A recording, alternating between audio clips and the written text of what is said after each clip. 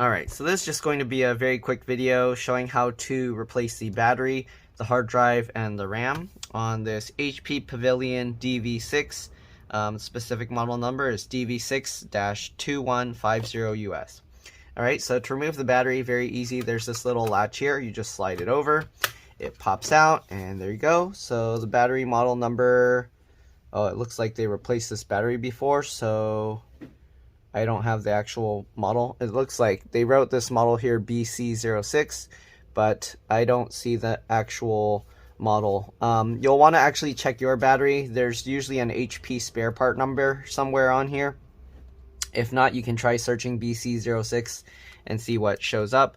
The Ninja Bat brand on Amazon usually is pretty good, so if you do replace your battery, you can get one of those and it should be pretty good. I think they have 1-year warranties. There are different other brands that also work really well, but after using so many different kinds, I've noticed that brand is pretty good as far as computer batteries go.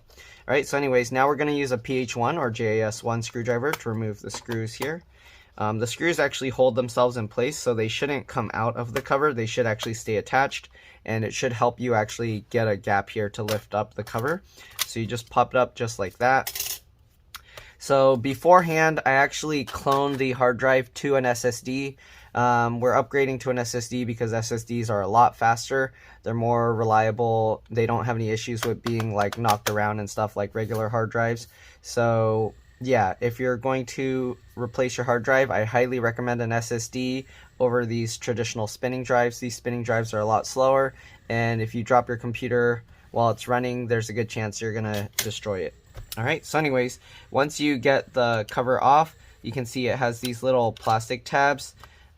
So if you look here, you can see these blue things exposed. That's because we're going to have to lift it up from that side. So this side, you can't actually lift the hard drive up because the blue tabs are underneath here. Let me actually zoom in to make this easier to see.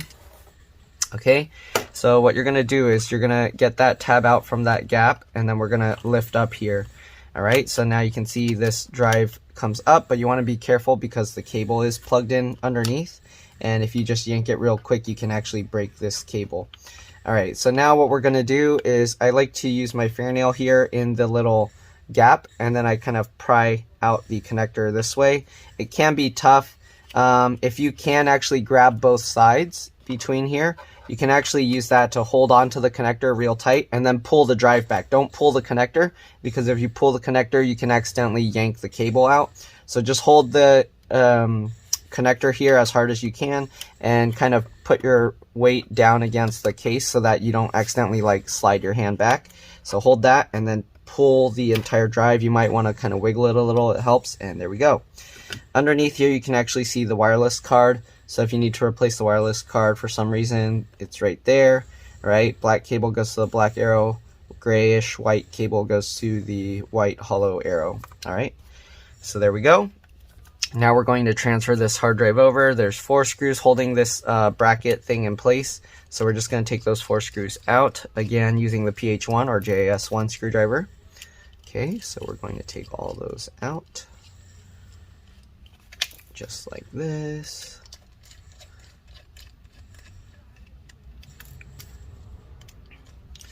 Okay, so the hard drive on this model is very easy to replace. Once you get all 4 screws out, you can actually take this bracket out, and then you just put the replacement hard drive or SSD the same way you see this connector here. Okay, so get the connector, put it the same way, and then you just get the 4 screws and put them back in. Alright, very simple. Alright, grab all 4 screws, tighten them down. You get the idea. Alright. If you want to remove the CD drive or the optical drive, I'll show you how to do that as well. Oh, this one's kind of not lining up right, so I'm going to have to fix that. Okay. So it's a little bit difficult to get this lined up. You kind of have to hold it in place. Alright, so make sure you get it lined up properly. This one's kind of not in right. There we go. Okay, tighten those screws down as well. All right, and then very simple. If you're gonna replace the keyboard, there's actually some of the keyboard screws underneath here. Okay, so make sure if you're going to do that, I'm not gonna remove the keyboard, but there's a bunch of screws under here. Once you remove all the keyboard screws, you can actually pry the keyboard out from the front, but I'm gonna leave that in. All right, it's very similar to other models that I've worked on. All right, so let's go ahead and get this connector. Again, you wanna hold the connector and then push the drive, not the connector itself, so that you don't accidentally damage the cable. All right, now we slide these blue tabs underneath, and then you can go ahead and make sure this plastic tab is tucked down, and then just slide the drive in place. All right, so you can see there's another keyboard screw there as well. I don't know if you need to remove this door to remove the RAM door. I don't think so, so let's go ahead and put this one back. In some models, they actually put a piece of plastic that extends from this cover underneath so that you actually have to remove both doors, but this one looks like you don't have to. All right, there we go.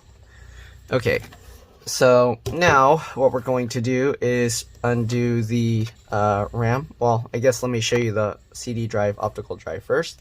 So there's one screw here. You don't have to remove this screw to remove this little cover.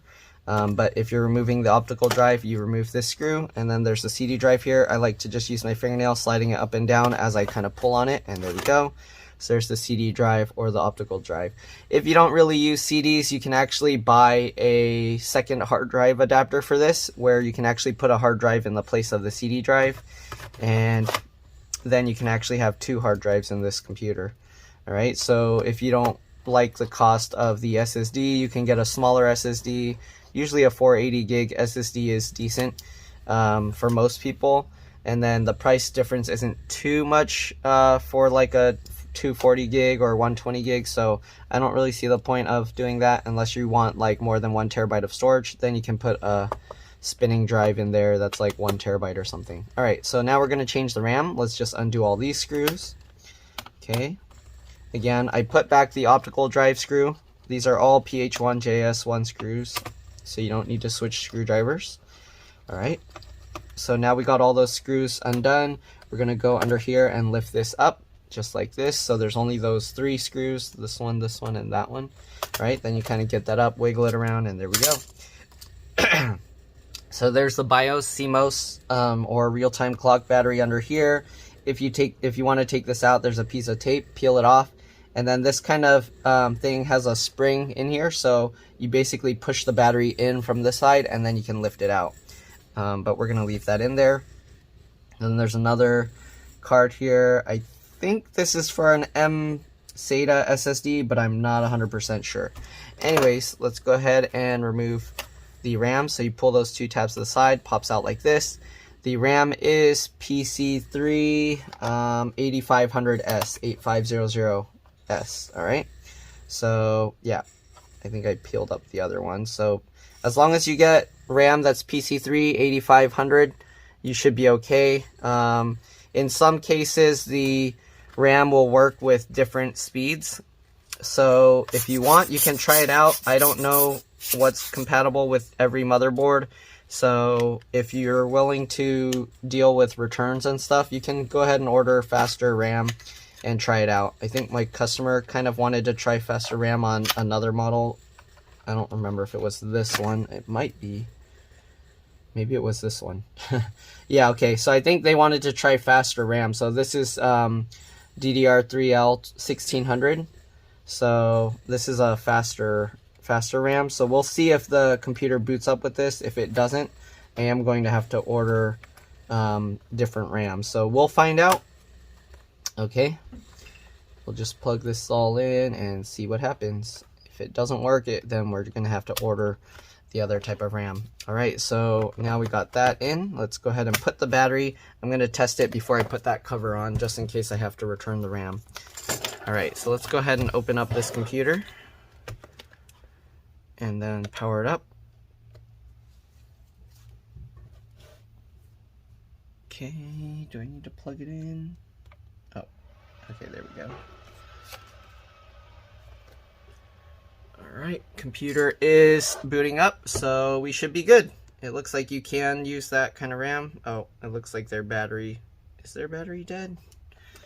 Oh no, okay, I think it's restarting because of the new RAM or something. So there we go. You can see it's booting up. Now we're just going to start Windows normally, and hopefully no issues. Huh, why is it restarting itself? Maybe it doesn't like the way the SSD was cloned. So I'm going to do a startup repair. Oh, I had to do a disk check on this one because the hard drive was actually bad. So the clone might not have worked right. Hopefully a disk check will fix it. But anyways, that's pretty much all there is for this video. Hopefully it helped. If it did, please like, subscribe, and share my channel with others so that they can also learn how to upgrade and repair their computers. The RAM looks okay. I'm going to have to check the SSD running a disk check. If it doesn't work, I'll probably end up just doing a clean install of Windows for them. But anyways, that's pretty much all there is to it. If this video helped you save a bunch of money, please consider contributing a little to the channel. Every little bit helps and allows me to continue making these videos for a living. Again, these are customer computers, so by the time you see this, I probably won't have the computer. But yeah, anyways, thanks for watching. See you all later. Let's drop this spike. Turns out that the RAM was the issue causing it to keep restarting, so it looks like I'll have to get the same speed. I'm not sure if it's an issue with the speed. I tried one stick at a time. The computer still boots up, but then once it tries to do anything, it just crashes and restarts. So it could be a compatibility issue with the amount of RAM, or it could be a compatibility issue with just the speed of the RAM. Normally, if the RAM doesn't work, the computer doesn't even boot, so it's kind of strange that in this case the computer boots, it just restarts itself. So yeah, I guess I can try ordering another set and then I'll also order a set of the same speed RAM just to make sure that it's not because of the speed. Alright, that's pretty much it. See you all later.